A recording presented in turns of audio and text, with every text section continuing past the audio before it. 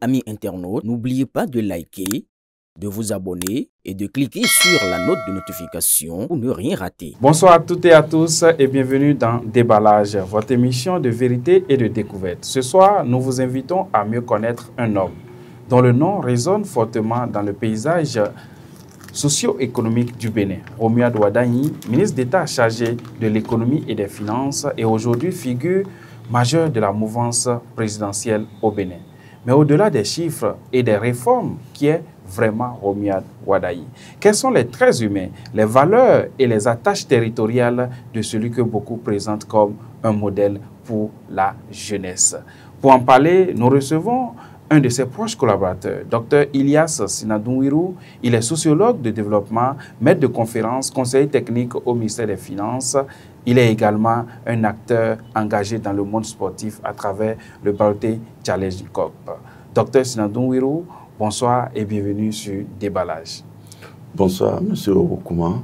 C'est un réel plaisir pour moi d'être dans vos locaux ce soir. Dabaro, le groupe de presse Dabaro qui fait un travail vraiment intéressant, un travail de pionnier dans le Bénin, notamment dans la partie septentrionale. Je vous félicite pour ce travail et par la grâce de Dieu, vous irez encore plus loin et couvrir au-delà du Bénin. Merci beaucoup. Merci beaucoup, docteur, d'avoir répondu à notre invitation. C'est moi. Alors, avant d'entrer dans le vif du sujet, permettez qu'on fasse également votre connaissance. Vous êtes un enseignant-chercheur, sociologue de développement, conseiller technique, mais aussi un homme de terrain à travers le sport. Le Baroté Challenge Cup 2025, qui a égayé tout le public du Septentrion et du Nigeria même, a pris son épilogue, l'édition 2025. Dites-nous, quel bilan vous en faites? Merci beaucoup. C'est vrai, nous avons fini la 3e édition du Baroté Challenge Cup le 30 août dernier. C'était l'apothéose, une fois encore, au stade Omnisport de Niki. Du jamais vu. Nous avons resté plus de 13 000 spectateurs. C'était fou. C'était un réel record. En termes de bilan, satisfaction sur toutes les lignes.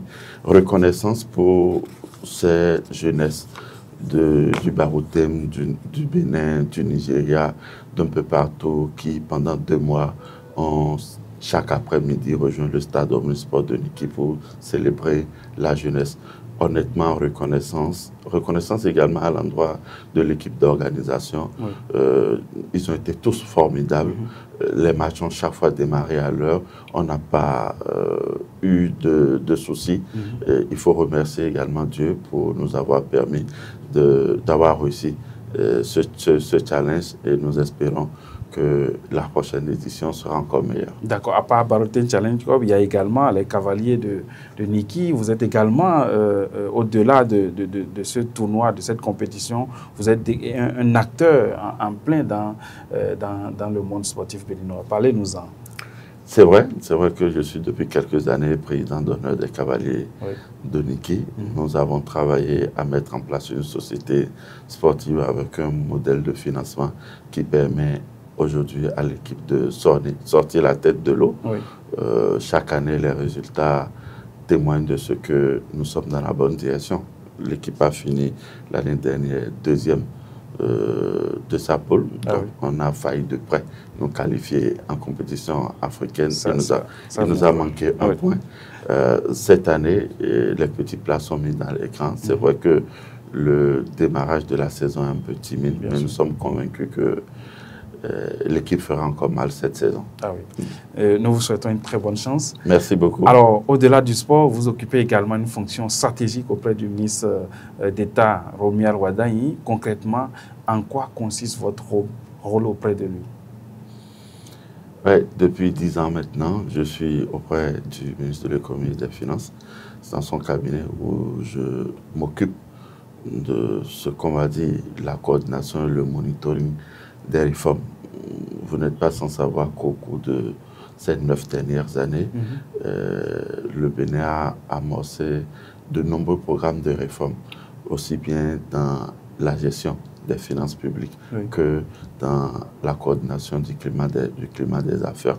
Mon rôle à son niveau, c'est de coordonner les initiatives de réforme Et puis, une fois que nous identifions les réformes à mettre en œuvre, j'ai la charge de faire le suivi de leur mise en œuvre pour lui, d'évaluer régulièrement l'impact, si nous sommes sur la bonne voie, s'il faut changer de cap ou bien s'il faut aller plus loin. Donc voilà un peu ce que nous faisons à ses côtés. C'est ce qui nous a permis d'avancer dans l'assainissement de la gestion des dépenses publiques, ce qui nous a permis également de mettre en place un mécanisme, on peut dire aujourd'hui, performant de collecte de données, de mobilisation de ressources, quand on sait que nous avons multiplié par 2,5 la capacité de mobilisation de ressources de notre pays à l'interne. Et je ne vais pas parler de la mobilisation à l'externe. Ce sont les réformes qui ont été mises en œuvre sous sa coordination, sous le leadership du chef de l'État, qui ont permis d'obtenir ces résultats. Mon rôle à ses côtés a tout simplement consisté à suivre la mise en œuvre de ces réformes. Alors, autrement dit, vous êtes très mieux placé pour nous parler de l'homme. Dites-nous comment vous le décrirez de façon professionnelle. Comment décrivez-vous vos rapports professionnels et humains avec le ministre d'État Romuald Bourdain? Avant tout, je veux dire que c'est un patron. Oui, c'est un chef. Je dis que c'est un chef parce que il a cette particularité-là que je pense que tout chef doit avoir et qu'on retrouve rarement comme qualité chez les chefs, mais qui est important, la capacité à amener les gens qui vous entourent à répondre à ce que vous voulez, à obtenir les résultats que vous voulez, à vous accompagner dans l'atteinte des objectifs que vous vous êtes fixés. J'aime à le dire, M. Romuald Bourdain, quand il est venu au ministère de l'Économie et des Finances, il est venu seul, dans un ministère où il y a des gens tapis depuis 10 ans, 15 ans, 20 ans, avec leurs pratiques. Il n'a pas eu à amener d'autres personnes. Les 20 premières années avant sa venue au ministère des Finances, il était hors du pays. Il n'a amené personne. Quand il est venu, il a rassemblé toute l'équipe. Il a dit, bon, c'est la rupture, la dynamique va changer. Je ne vous connais pas, je ne vais pas me fier à ce qu'on me dit de vous, mais j'indique la direction, la voie à suivre. Vous suivez. Si vous suivez, nous travaillons ensemble. Mais si vous ne suivez pas, je me sépare de vous. D'accord. Et on peut dire 9 ans après, la plupart de ces acteurs sont là, ont abandonné toutes leurs pratiques et se sont mis résolument à son service. Non pas parce qu'il le voulait seulement, mais simplement parce qu'il a mis en place l'organisation, il a mis en place l'environnement, il a mis en place la méthode de travail pour lui permettre d'atteindre ses objectifs. Et aujourd'hui, nous avons des cadres qui étaient dans des pratiques vieillissantes hier, mais aujourd'hui qui sont dans des pratiques modernes de gestion, des pratiques transparentes de gestion. Et je crois que c'est à l'actif de M. Romuald Bourdain. C'est en cela que je dis que c'est un chef, puisqu'il arrive à vous faire faire ce qu'il veut que vous fassiez. D'accord. Alors, nous allons entrer maintenant dans le vif du sujet, c'est-à-dire connaître l'homme qui est caché derrière la fonction de ministre d'État. Donc, parlez-nous de son parcours académique en quelques minutes. Bon, son parcours académique, ce que je sais, beaucoup de Béninois, il est le fils d'un fonctionnaire, d'un haut fonctionnaire béninois. Son père, qui est un cadre du ministère du Plan, père son âme, qui a été directeur départemental du Plan, ici même à Parakou. Après, il est allé à la BCAO, où il a pris sa retraite. Il faut dire que Romuald Bourdain est un peu comme la plupart des jeunes d'aujourd'hui, de sa génération, qui ont eu l'avantage d'avoir des parents fonctionnaires, une mère commerçante. Il a fait des écoles classiques de Cotonou, il a fait le collège Martin Luther King. Après, il a fini au collège Père-au-Pied où il a eu son bac. Juste après son bac, il a eu la chance de poursuivre ses études universitaires à Grenoble, à la Haute École de gestion des affaires, où il a eu un master en finance. Il faut dire que pendant sa formation, il a rencontré à Grenoble un associé du cabinet Deloitte qui a été intéressé par son profil parce qu'il était chaque fois major en fin d'année. Donc, il a recruté déjà alors qu'il était étudiant. Encore étudiant. Qu'il a recruté. Donc, il travaillait, il étudiait. Mais à la fin de cette formation, il est passé dans la ville centrale de la région, à Lyon, toujours au cabinet Deloitte. Il a fait 4 ans à Lyon. Il a économisé de l'argent. Il a voulu faire son expertise comptable. C'est ainsi qu'il est admis à Harvard Business School, où il a fait son expertise comptable. Après ça, mais tout en faisant son expertise comptable, il continuait toujours dans le cabinet de Deloitte. Il est associé. Oui, le cabinet de Deloitte, il s'est fait recruter. Chaque fois, vu qu'il a déjà commencé à Grenoble, à Lyon, à Boston, il a fait. Et à Boston, il a fait. Et quand il a fini, il a été également certifié expert comptable du côté de la France, ce qui lui a permis de commencer comme auditeur, comme conseiller des entreprises dans toutes les capitales européennes et aux États-Unis. Je crois qu'il a fini directeur général adjoint Afrique francophone de Deloitte, responsable de la politique qualité de la boîte. Il était là quand, en 2016, le chef de l'État l'a appelé. Alors, appelé. Derrière sa fonction, qui est-il? C'est un homme rigoureux, je peux dire. Très rigoureux. C'est pas facile de travailler avec lui parce que la pression chez lui, c'est 4.G.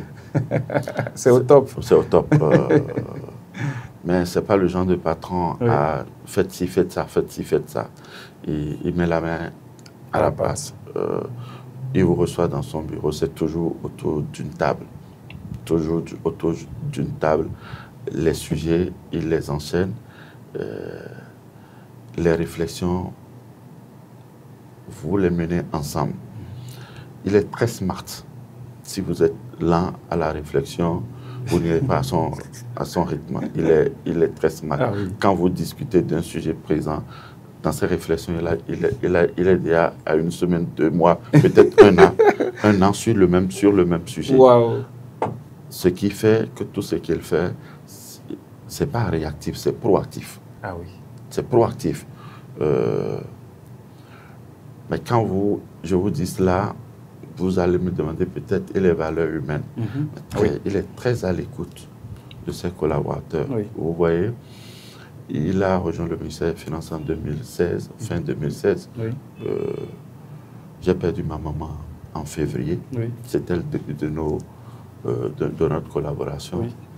Mais le soir même où j'ai perdu ma maman, ici à Parakou d'ailleurs, je ne l'oublierai jamais. Quelques heures après, il m'a appelé, il m'a dit « Je ne peux pas imaginer ce que vous traversez parce que si je vis la même chose que vous, je ne sais pas comment je vais me sentir. Je connais la valeur d'une mère. Écoutez, beaucoup de courage. Je reste disponible. » Et les 3 jours qui ont suivi, j'étais toujours dans le Nord. Il m'appelait chaque soir. Juste pour me réconforter. Pour prendre des nouvelles. Juste pour me réconforter. Beaucoup de courage. Et pendant ces 3 jours, on avait des dossiers en instance, mais jamais il n'a abordé ces dossiers. Mais je savais que c'était des dossiers urgents, mais jamais durant ces 3 jours jusqu'à ce que je rentre. Quand je suis rentré, il n'était pas au pays. J'ai immédiatement repris service quand il a appris. Il a demandé de me donner 1 semaine. Mais j'avais besoin de travailler à l'époque pour ne pas sombrer, pour être concentré. C'est vrai, mais chaque fois, voilà, il était à l'écoute. Et c'est ce qu'il fait avec tous ses collaborateurs. Quand vous voyagez, j'aime en parler très souvent. Nous allons pour les réunions à Washington, les assemblées. Ils ne vous laissent pas. Vous quittez l'hôtel ensemble, vous marchez ensemble. Oui, dans les rues de Washington, vous marchez ensemble 15 minutes, 20 minutes pour aller aux réunions. Oui. Vous retournez ensemble. Ensemble, à pied. Vous déjeunez ensemble. Ça, si vous voyez. des choses qu'il n'a pas forcément le temps de faire à Cotonou. Oui. Mais c'est pour dire, quand vous l'approchez, vous n'avez pas oublier que c'est quelqu'un de rigoureux. Vous voyez, il est très social, il discute, il rigole beaucoup, mais quand il leur sonne de travailler, de donner des résultats, vous le méconnaissez. En même temps. Oui, vous le méconnaissez parce que c'est ferme, c'est là où je vais. Vous devez y aller. Mais aussi très ouvert à la discussion. Il aime écouter. Ouais, dans son approche, si quelque chose manque, qu'est-ce que vous pensez? C'est toujours ça. Quand il donne un point de vue, il demande toujours qu'est-ce que vous pensez? Donc il est ouvert aux critiques. Il est ouvert, il est ouvert aux critiques. D'accord. Mais très souvent, c'est un homme qui sait toujours à l'avance là où il va. Très souvent. Donc, même quand vous avez la critique, vous allez voir, ça va toujours dans le sens d'améliorer le résultat, d'améliorer la solution qu'il apporte. En presque 10 années de collaboration, je ne me souviens pas d'avoir assisté à des positions qui sont à l'encontre de la direction. Mais malgré ça, au cabinet, il y a souvent des discussions houleuses sur des sujets, des discussions houleuses sur des positions. Mais c'est toujours dans une dynamique, enrichissante. Alors, quand il se fâche, il est comment? Quand il se fâche, comment il se présente? Il vaut mieux l'éviter. Il vaut mieux l'éviter. Oui. Bien sûr qu'il se fâche, il se fâche. Surtout sur des questions de travail. Voilà, un résultat qu'il attend pour telle heure et qu'il n'a pas, ou bien un résultat qu'il attend de telle façon, mais il ne l'a pas dans la lettre qu'il souhaite. Oui. Souvent, il pique de colère. Mais voilà, ce n'est jamais une colère non maîtrisée. Négative. C'est pour vous amener à mieux faire. Voilà. Mais il n'y a rien à dire. Très souvent, quand il pique de colère, vous vous réveillez le lendemain, vous venez très tôt au boulot. Et vous vous appliquez davantage. Parce que ce n'est jamais des questions personnelles, mais c'est toujours pour vous prendre conscience de ce que le manque d'inefficacité dont vous avez fait peur, ce que ça fait faire aide au pays. Pour Romuald Wardai, c'est toujours ça, l'intérêt général. Le pays d'abord. Le pays d'abord. Il aime à le dire. Je n'ai pas quitté les affaires internationales, le confort international, pour venir mon pays. Donner un petit résultat. Non. C'est quelqu'un qui rêve très grand pour ce pays. Donc, quand il s'agit de résultats à donner, il dit non, mais pourquoi vous pensez que il faut se satisfaire de ça? Le Bénin peut mieux faire. Ne comparez pas le Bénin aux petites économies. Soyons comme les dragons. Voilà. Proposez-moi des analyses comparatives de pays nous-mêmes. On sait, c'est waouh, qui sont vraiment premiers. Qu'on puisse les tutoyer. Voilà. Pas avec des économies qui sont dans, comme on le dit, dans le même intervalle que nous. Souvent, c'est cela. Alors, il vous amène à aller jusqu'au fond de votre retranchement pour offrir le meilleur. Et c'est toujours ça. Vous voyez, j'aime aussi en parler, par exemple, le directeur général du budget. C'est le même directeur général du budget pendant les 5 dernières années du président précédent, du président Yahi. Ah, d'accord. Oui. Ah oui? Il est encore là. Il est resté. Vous imaginez la politique de gestion budgétaire est entre les mains de celui-là.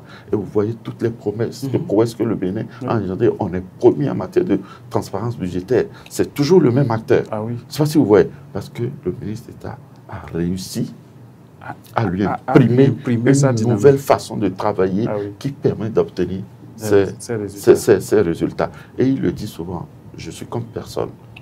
Acceptez de travailler avec moi. Acceptez que je vous indique les méthodes. Et si vous suivez les méthodes, on aura le résultat. Alors dites-nous, quelles sont les valeurs personnelles que retiennent ceux qui travaillent avec lui? La première valeur dont nous parlons souvent entre collaborateurs, Oui. c'est la rigueur de l'homme. Le travail que vous rendez doit être presque parfait. Il est perfectionniste. Il est vraiment perfectionniste. Mais perfectionniste, non pas pour lui, Oui. c'est pour le pays, pour l'intérêt général. Nous ne sommes pas là pour nous servir. Nous sommes là pour servir la nation. Et il le dit, quand vous voulez me proposer quelque chose, le seul argument que je veux que vous m'apportez, c'est de m'expliquer en quoi c'est bon pour le pays. C'est bon pour le pays, en quoi ça profite Oui. pour l'intérêt national, Oui. pour l'intérêt général. Oui. Ça, ce sont des bases fondamentales. L'autre chose, c'est ce qu'on appelle la force collective. Quand vous allez vers lui avec des propositions, non pas pour vous, mais pour le groupe, Oui. pour l'ensemble. Oui.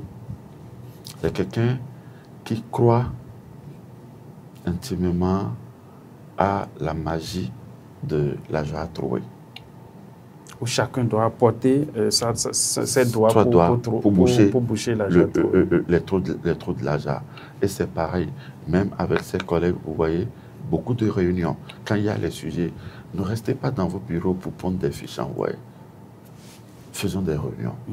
C'est pourquoi vous allez voir au ministère de l'économie des Finances, nous avons beaucoup d'espaces de coworking pour échanger, toujours pour échanger. Il dit, c'est sûr et certain, quand les profils sont différents, quand les points de vue sont différents, sont pluriels, la décision, elle est forcément plus mûre. La décision, elle est forcément plus efficace. Donc c'est quelqu'un qui croit beaucoup à la force collective. C'est un homme de rigueur. C'est un homme pour qui l'intérêt général passe avant tout en termes de valeurs humaines. Je dirais aussi c'est quelqu'un qui a du cœur. Et il a du cœur. Il sait être généreux dans l'effort. Ah oui. Ouais. J'allais justement en parler. Quel regard il porte sur l'assistance de l'autre, sur être aux petits soins de l'autre? Est-ce qu'il apporte une attention particulière à ces points-là, le côté humain de l'homme? C'est vrai, vous avez raconté une anecdote vous concernant, mais plus que ça, qu'est-ce qu'il est? Alors, on n'en parle pas assez souvent. Oui. Je parlerai d'un petit sujet, ce village dont je n'en ai jamais parlé d'ailleurs.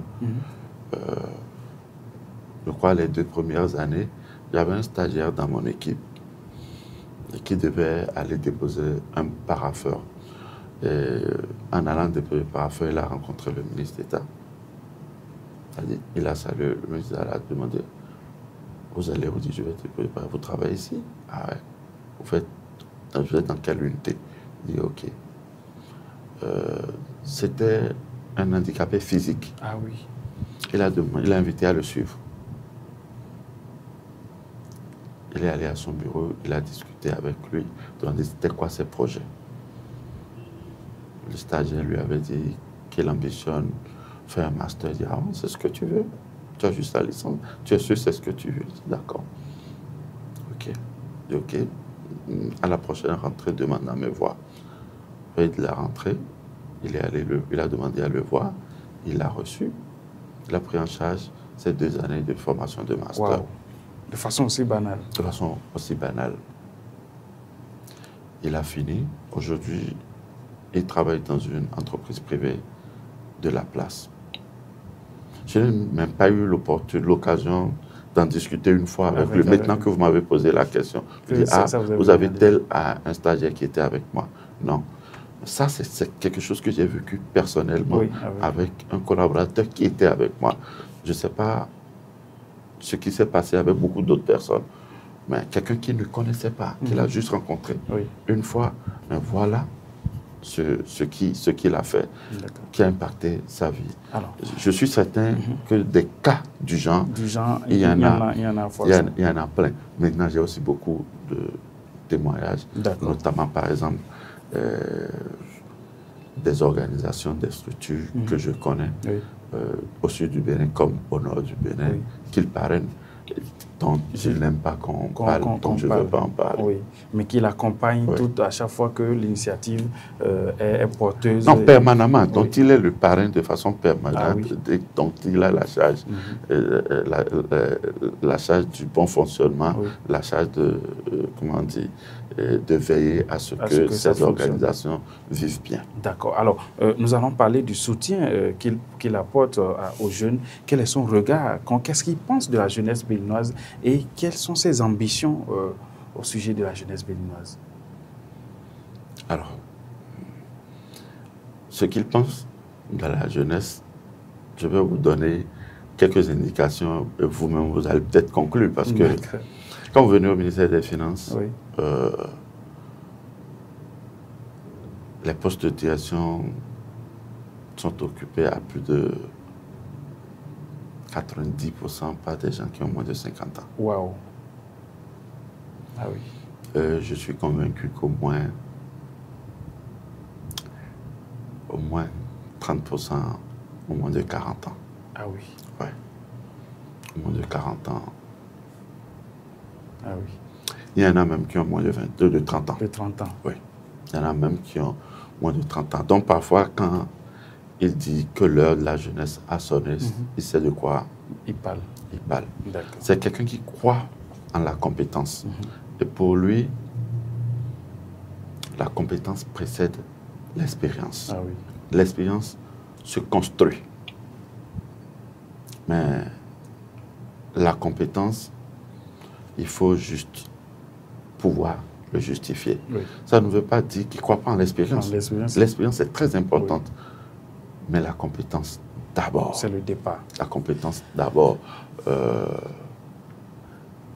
Il y a beaucoup de postes de très grande responsabilité qu'il a confiés honnêtement à des jeunes.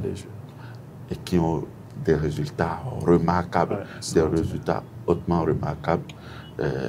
Vous êtes journaliste, je suis sûr que si vous commencez à fouiller, je ne veux pas donner des indications, vous allez en trouver. On va en trouver certainement. Oui. Alors, nous allons avancer dans ce débat pour relever quelques... c'est vrai, vous allez peut-être faire langue de bois, ne pas vouloir le dire, mais quelques insuffisances ou personne n'est parfait. Bien sûr. Qu'est-ce que vous pourrez lui reprocher en tant qu'être humain? Bon, dans le travail, comme je vous l'ai dit, c'est un patron, c'est un chef. J'ai pu déjà le suivre pour une activité. On est entré dans l'avion. Régulièrement, il se levait. Voilà, c'est quelqu'un, comme je dis, il est proche de ses collaborateurs. Dans l'avion, on n'était pas dans la même classe, mais il se levait régulièrement pour venir. Là où nous étions, ça va, ça se passe bien. Vous avez mangé, vous avez besoin de quelque chose. Écoute, il y a, je t'invite, tu viens partager un verre avec moi là-bas. Bon, on a fait ça, mais dès qu'on l'avion atterrit, vous allez où? Mais non, il y a une réunion dans 30 minutes. Donc, on atterrit, les réunions démarrent. On a quitté ici, 23h, on a atterri à 6h. Les réunions ont démarré, à 8h30. On a fait ainsi jusqu'à 23h. Wow. Avant de rentrer. Wow. Une fois rentré, tout le monde était fatigué, on devait aller se reposer. Non, il faut faire le débrief, puisque demain on démarre encore la journée tôt. Il faut clôturer cette journée. Voilà, donc il faut qu'on fasse le débrief et qu'on prépare les réunions de demain. Le lendemain. On l'a fait, on a fini autour de 1h du matin. Et le lendemain, moi personnellement, c'est lui qui m'a réveillé. Ah oui? Oui. J'ai dit, à quelle heure? Tout de 5h30. Waouh. Le téléphone sonnait dans la chambre d'hôtel. Plusieurs reprises, je décroche. Il dit, tu n'es pas encore réveillé? Je dis non. Il dit, réveille-toi, réveille-toi. On doit parler de tel sujet. Ah oui. Voilà. Et demande aux autres d'être prêts. On prend le petit déjeuner ensemble à 7h. Vous voyez? Donc, c'est vraiment le travail, c'est... Voilà, pour nous ça autres, va amener la leur. Je n'étais pas habitué. Ah oui, ah oui. J'ai vu beaucoup d'expériences de pression, mais c'était vraiment un autre niveau. Parce qu'on est resté ensemble. Oui. Mais lui, c'est son quotidien. Ah oui. Lui, c'est son quotidien. Il te reçoit au ministère, c'est peut-être 20 minutes, vous vous séparez. C'est peut-être 5 minutes, vous vous séparez. Mais c'est comme ça, il reçoit des gens de tout le temps. Beaucoup d'autres personnes. Vous voyez? Oui. Donc, personnellement, le niveau de pression, en fait, quand on dit capable de travailler sous pression, oui. Bon, on a l'habitude de le dire, mais c'est là où je dis non, il y a plusieurs niveaux de pression. Il y a plusieurs niveaux de pression. Et lui, son niveau, c'est le high level. Il y a plusieurs niveaux de pression. Donc, voilà, c'est le niveau de pression, c'est souvent pas facile à suivre, mais vous ne le vivez pas. Oui. C'est pas si vous voyez. À cause de l'ambiance c'est à cause de l'ambiance. Mais c'est en fin de journée où vous vous apercevez. Mais quand même, j'ai travaillé depuis hier 23 heures jusqu'à aujourd'hui 23 heures. C'est pas si vous voyez. Ah, oui. Mais quand vous le faites, vous ne le ressentez pas. Vous ne le sentez pas. Oui. Parce que au même moment qu'il parle de travail, mais l'ambiance est bonne. Détendue. Il vous demande, vous avez mangé, vous avez bu, voilà, essayez de vous ménager. Il vous conseille également sur de petites astuces pour ne pas, pour pouvoir tenir. Donc, voilà le type de patron. Il est une personne rigoureuse qui aime le travail. Est-ce que, en termes d'humour, est-ce que c'est quelqu'un qui sourit, c'est quelqu'un qui fait de petites blagues, c'est quelqu'un qui taquine? Quel type de personne il est dans ce domaine? Les Béninois auront l'occasion de le découvrir. Bien sûr, mais pendant la campagne présidentielle, c'est quelqu'un qui fait beaucoup d'humour. Ah, oui? Et c'est un excellent danseur. C'est pas vrai? Un excellent danseur. Je ne trahis aucun secret. Il ne m'a pas demandé d'en parler. Je n'ai pas l'autorisation, mais je peux le dire, c'est un excellent. Ah ouais? C'est un excellent danseur. Ah, ben super. Bon, moi, je suis son collaborateur. Oui. Mais je vous dis que c'est un excellent danseur. Ah, oui. Ça veut dire que je l'ai vu. C'est clair. Danser, a priori.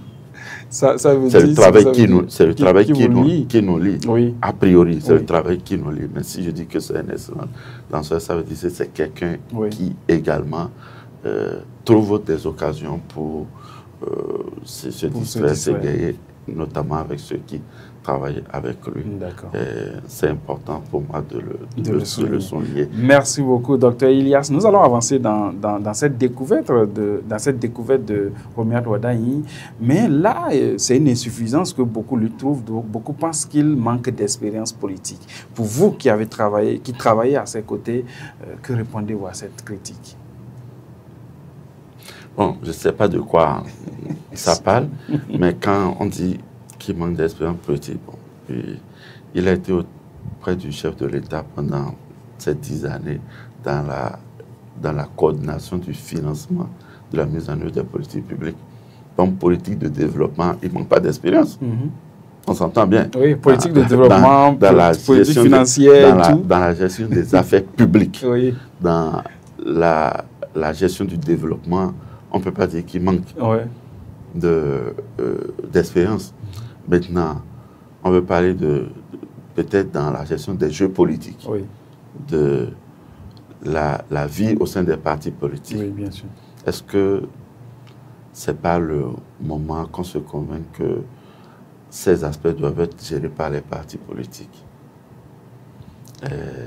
Moi, je suis convaincu, c'est ma conviction personnelle, qu'il est important que le Bénin aille à ce niveau où l'animation de la vie politique soit faite par les partis politiques et que la gestion des affaires publiques soit faite par ceux qui savent le faire. Bien évidemment qu'il aura forcément besoin des partis politiques, donc d'être à leur côté, c'est sûr, mais j'en suis certain que ceux qui impulsent et soutiennent aujourd'hui sa candidature ont animé la vie politique du Bénin ces dernières années et seront à ses côtés. J'en parle davantage avec beaucoup d'assurance parce que, comme je vous l'ai dit, c'est quelqu'un qui croit à la force collective. Ce n'est pas quelqu'un qui pense qu'il peut tout faire lui-même. Même ce qu'il a à faire, il s'assure qu'il a une équipe avec qui il travaille. Donc, il ne va pas cocher toutes les cases. Forcément. Forcément. Oui. Les cases qu'il ne coche pas, normalement, doivent être complétées avec, si vous suivez, c'est rare qu'il parle en utilisant le jeu. Petite anecdote, hein, je vais vous le dire.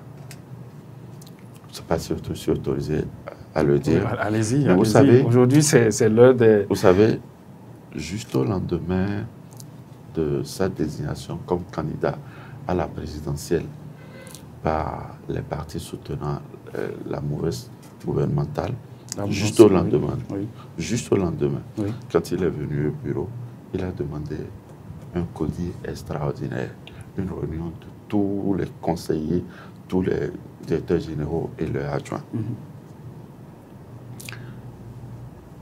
Il a dit qu'il voulait juste passer un message, qu'il essaie de désigner comme candidat, mais c'est une désignation d'une équipe, que c'est l'effort conjugué de tout un chacun, des gens qui l'ont soutenu au ministère au cours de ces 9 dernières années, qui a convaincu les chefs de partis politiques à le désigner. Lui, il porte le résultat, mais que derrière ce résultat, ce sont les actions de tout un chacun. Si, même en coordonnant, les collaborateurs ont failli dans leur mission, ça allait se déteindre sur son résultat. Absolument. Et que de savoir que s'il est effectivement candidat, c'est une candidat qui serait portée par les résultats des actions que chacun a menées. Ah oui. Et pour cela, il voudrait remercier chacun d'eux. Il ne veut pas attendre des jours après avant de les remercier. Il veut remercier chacun des directeurs, chacun des directeurs généraux adjoints, chacun des conseillers, chacun des chargés d'études pour ces efforts qui ont permis aujourd'hui à ce qu'on voit en lui quelqu'un qui a la capacité de gouverner ce pays. C'est quelqu'un qui croit effectivement en la force collective, avant bien sûr de remercier les chefs de parti qui ont cru en lui. Voilà. Je pense que c'est un profil que la jeunesse, qui doit dire quelque chose à la jeunesse. On ne peut pas cocher toutes les cases. Ah oui. Vous ne pouvez pas tout maîtriser. Il faut prendre conscience de ce que vous ne maîtrisez pas et être auprès de gens, de bonnes personnes qui pourront vous orienter, dont vous allez suivre les pas. Prenez l'histoire du Bénin. L'histoire du Bénin. Avant 1972, le président Kékou ne connaissait rien du jeu politique. Ah oui, c'est un militaire, il était dans les casernes. Dans les casernes. En 1991, le président Soglo a débarqué de la Banque mondiale. Oui. Il n'avait pas fait les sérails des partis politiques. En 2006. Boni Yayi également. Le président Boni Yayi a fait les sérails des partis politiques. Donc je crois que l'histoire récente du Bénin doit nous permettre de croire à ce que ce n'est pas une insuffisance. D'accord. Formulons l'hypothèse que c'est une qualité. C'est une qualité. Vu que tous ceux qui ont eu le même parcours, quand ils sont venus aux affaires, on peut dire qu'ils n'ont pas échoué politiquement. Ils n'ont pas échoué politiquement. Romuald Wadanyi, lors de son investiture, a révélé qu'il a grandi à Parakou, dans le Septentrion, qu'il a fait Parakou.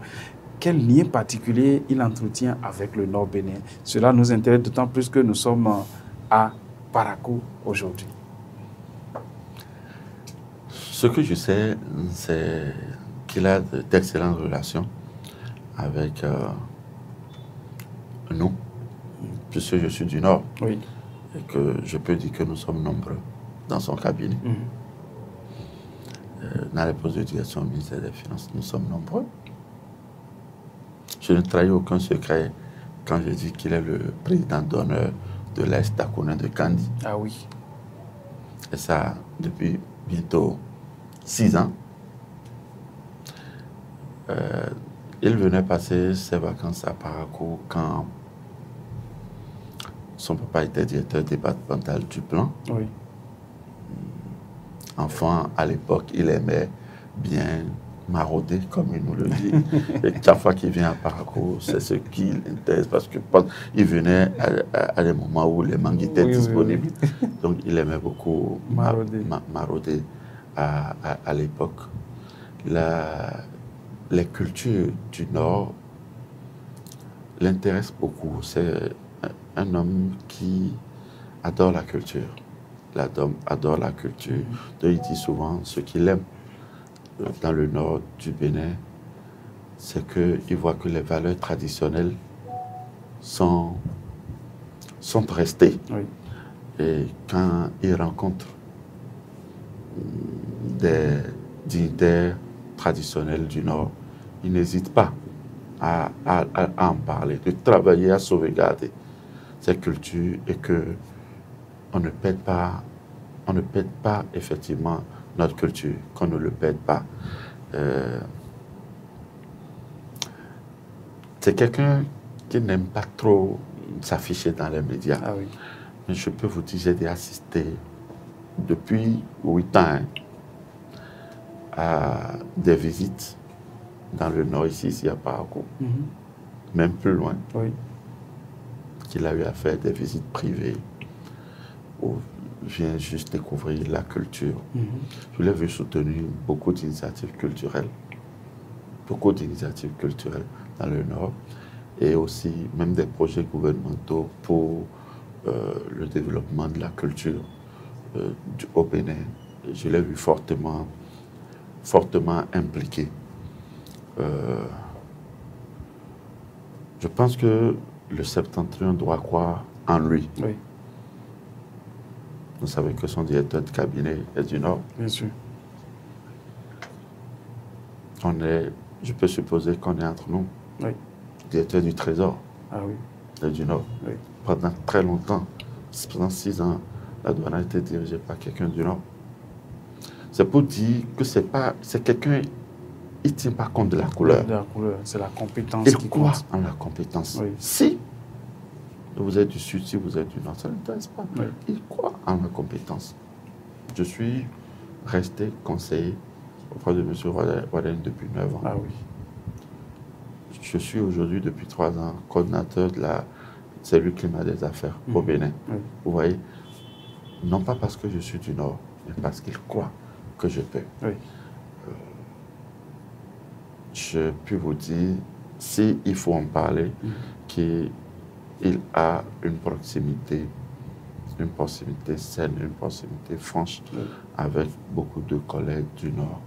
Je connais et je le vois. Vous imaginez, en 2017 déjà, pendant les congés, il demandait à chacun où il allait. Je lui disais que j'allais passer un congé à Niki, mais il m'a dit en revenant de lui apporter une traditionnelle taco. Ah oui? Et je lui ai dit que je vais lui en apporter. Il m'a dit non, pas un. Qui ne veut pas un? De lui apporter au moins 2. Waouh! Il emporte alors? 2017. Ah oui. Quand il a pris, après, il m'a demandé qu'il veut le tissu. Vous voyez? Qu'il veut le tissu. Oui. Ah oui. Vous voyez? Ça prouve à suffisance combien il porte vraiment le septentrion, tout le Bénin. Et cela nous fait plaisir de savoir, de découvrir cet homme. Aujourd'hui, j'aimerais savoir si vous avez quelques anecdotes, quelques petites histoires le concernant pour fermer cette page. Dans les anecdotes, j'en ai parlé, j'ai parlé de certains. On ne va pas en finir parce que chaque jour, on ne finit pas de découvrir des choses. Quand il est arrivé au ministère, il a entrepris de visiter les collaborateurs, mais pas de quelque chose de façon formelle. Et puis, j'étais là, un début d'après-midi, un toc à ma porte. Je sais qu'il était en visite dans la période. Je vais ouvrir, c'était lui, seul. Seul. Sans collaborateur, seul. Ah oui. Ah, monsieur le ministre. Ah oui, voilà, ton bureau, c'est ici, ça se passe bien. Quand on discutait, on dit, tu es à l'aise comme ça, tel que le bureau est positionné, ça ne va pas beaucoup t'inspirer. Maintenant, on positionne le bureau. Ah oui. Tu ne penses pas? Attends, on va faire. Vous allez faire essayer, ensemble. et puis on voit ce que ça donne. On essaye. Avec lui, vous avez Avec soulevé lui, le à bureau? deux, dans le bureau. On a essayé. C'est pas vrai. Et quand on a essayé le premier, il finit, il dit non. C'est pas bon. Pas bon. Il a fait maintenant une seconde position. Sur une position, il dit bon, qu'est-ce que tu trouves? Il dit monsieur, j'ai jamais pensé à ça. Il dit non, formidable. Ah oui. Vous voyez? On finit, je voulais le raccompagner, il dit non. Je suis venu seul, non? Je ne veux pas seul. Pourquoi tu veux me suivre? Laisse-moi aller. Continuer mon chemin seul. Oui. Donc voilà des choses qu'il peut faire. Tout récemment, une équipe de travail qu'il a mise en place, c'était un dossier dense. C'était un dossier dense. On travaillait, on a commencé autour de 15 heures jusqu'à tard dans la nuit, mais il savait qu'on était encore là. Il est venu nous voir autour de 20 heures, mais en venant, il nous a apporté à manger. Ah oui. C'est pas qu'on nous a amené à manger, il nous a apporté lui-même avec ses mains. Ah, mais c'est extraordinaire. Lui-même, avec ses mains, il a apporté la nourriture dans la salle. Ah oui. Il a fait une pause, manger. Ah oui. Parce que c'est ce qui vous a confié un travail. C'est qui nous a confié un travail. On a fini, je peux continuer, il est parti. Ah oui. Donc, c'est pas qu'il a cité le travail, mais juste le temps qu'on mange. Il vous a fauté. Juste le temps qu'on mange. Ah oui, c'est bien. Alors, docteur Sinadoumirou, merci beaucoup. Alors, dites-moi, pourquoi vous croyez personnellement en Romy Alouadaï? C'est simple. J'ai eu beaucoup de patrons. Oui. Je pense qu'ils sont de bons patrons. Mais avec M. Romy Alouadaï, j'ai vu une autre façon de travailler qui permet d'être beaucoup plus efficace, de gagner du temps et d'impacter plus. Durant les années où on a travaillé, je n'ai jamais pensé à cela, qu'il sera un jour candidat à la présidentielle, ou bien qu'il... Non, je n'ai jamais pensé à cela. Mais le jour où j'ai appris, je me suis dit, tiens bon, nous sommes tous subjugués par la capacité transformationnelle du président Talon. Mais avec ce que nous avons vécu cette dernières années au ministère des Finances avec Romy Alouadaï, si on veut implémenter ça à l'échelle nationale, ce serait un autre niveau. Honnêtement, ce serait un autre niveau. Parce que nous savons qu'il y a des choses, des idées, des transformations qu'il a, et parfois c'est le chef de l'État qui calme ses arbres. Allons-y doucement. Ah oui. Allons-y doucement. Il rêve pour le Bénin. Il rêve vraiment pour le Bénin. Sa vision pour le Bénin, je le connais. C'est le top dans tous les domaines. Ah oui. Et ce qui est encore mieux, je n'ai jamais rencontré quelqu'un qui croit autant à la jeunesse. Qui croit autant à la jeunesse. En la jeunesse. Nous avons aujourd'hui une population qui est à plus de 70% jeune. Si il devient président de la République au Bénin, il va faire des choses pour les jeunes. Lui-même, comme je le dis, il est comme nous. On a le même modèle. Oui. Enfin, si vous voyez. Il nous comprend le mieux.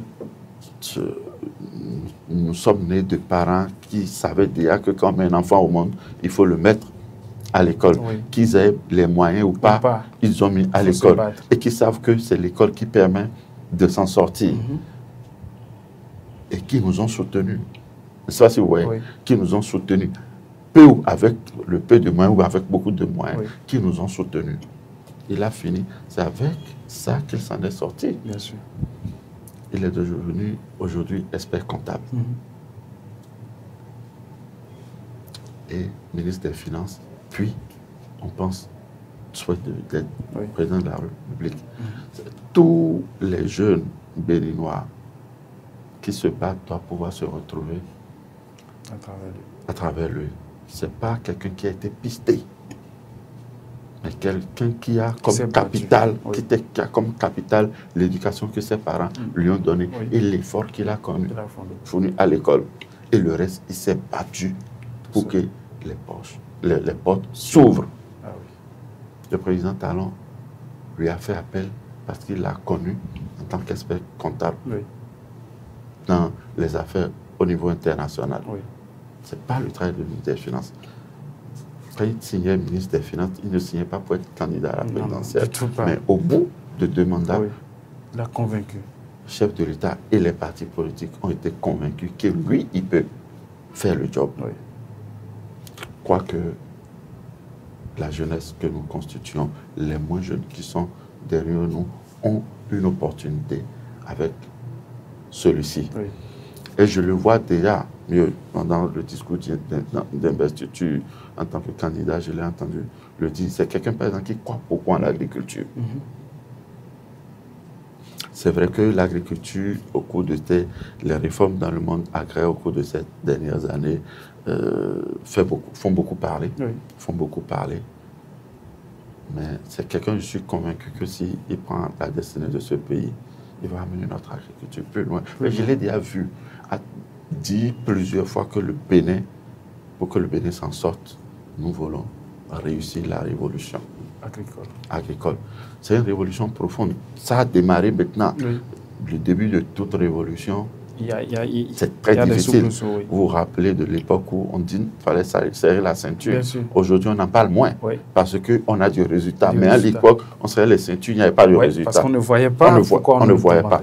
Dans le domaine agricole, on continue. C'est peut-être ça. Il est convaincu. Si j'ai 5 heures de temps, je veux parler de toute sa vision dans le domaine agricole, dans le domaine numérique. C'est quelqu'un qui croit que le Bénin s'en sortira par la révolution numérique. Et puis, enfin, la culture. La culture. Ça, c'est des choses dont il parle tout le temps. Il dit, nous devons. Quand il y a un projet qui suit l'agriculture, projet numérique, un projet sur la culture, je vois son intérêt. Il prend le temps, il lit et il discute. Il discute. Donc, c'est des piliers sur lesquels moi, je pense que les jeunes doivent commencer. Merci beaucoup. Merci beaucoup, Dr Sinadou Elias. Merci d'avoir répondu à cet appel. Alors, pour finir, j'aimerais que vous adressiez votre mot de la fin aux populations béninoises. Et nous sommes dans une période très sensible. Nous traversons une période électorale et ce n'est toujours pas facile. Quels sont les langages qu'il faut tenir, quels sont les comportements qu'il faut adopter pour que cette période soit vraiment un long fleuve tranquille où nous allons désigner nos dirigeants dans la paix, la cohésion sociale et dans un esprit de fête, de célébration de notre démocratie. Merci, M. Oroukouman. Je vais m'adresser à mes frères, à mes sœurs, aux jeunes, la jeunesse en général. Dans le jeu politique, les leaders politiques aiment manipuler la jeunesse. Nous devons faire gaffe, faire attention. Le moment où les jeunes se font manipuler doit être un moment désormais révolu. Quand on est jeune, on se bat pour un lendemain meilleur. On se bat pour avoir le bon pain. On se bat pour avoir la paix. Tout discours qui va nous amener à adopter de la violence, à avoir des propos violents, à nous rebeller contre ce qu'on ne maîtrise pas, nous devons nous éloigner de cela. Les périodes électorales doivent être des périodes de fête, au cours desquelles Nous avons juste à écouter les projets de société, à écouter nos aînés, nos compatriotes qui ont envie de conduire la destinée de notre pays, à écouter leur vision, notre ambition pour notre pays. À la fin de la journée, c'est à nous d'analyser les discours, d'analyser l'histoire récente de notre pays, de faire le point avec nos propres choix, nos propres visions pour décider. Le reste, il ne s'agit pas de sortir dans les rues, d'aller saccager. Parce que quand on saccage, la réparation est difficile. Et ceux qui demandent de saccager au moment de saccager, ils ne sont jamais là. Ils ne sont jamais devant. C'est une fois encore, je nous demande d'être devant. Soyons vigilants. Adoptons des comportements de paix et travaillons pour que demain, le pays ne se construise pas sans tenir compte de nous, jeunes. On est plus de 70% dans le pays. Suivons, écoutons et engageons-nous vers des choix qui pourront nous permettre de grandir sereinement et de prospérer avec notre pays. Je vous remercie. Merci beaucoup, Dr Ilyas Sinadou-Ouirou, pour ce témoignage riche et sincère. À travers vos mots, nous avons découvert un visage plus humain de Romuald Wadanyi, un homme de rigueur, de proximité et de vision. Chers téléspectateurs, merci d'avoir été avec nous pour cette édition spéciale de Déballage. Restez connectés à Dabal TV pour vos rendez-vous exclusifs et à bientôt. Au revoir.